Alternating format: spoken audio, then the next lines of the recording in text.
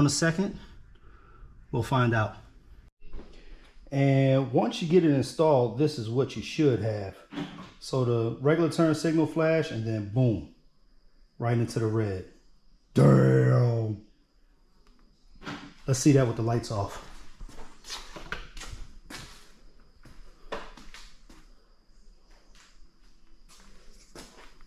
Regular amber, fade into the red.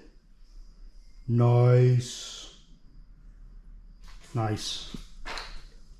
That's beautiful. I don't know how well it's coming through in the camera, but in person, nice. Cool. That's one side down. One side down, one to go.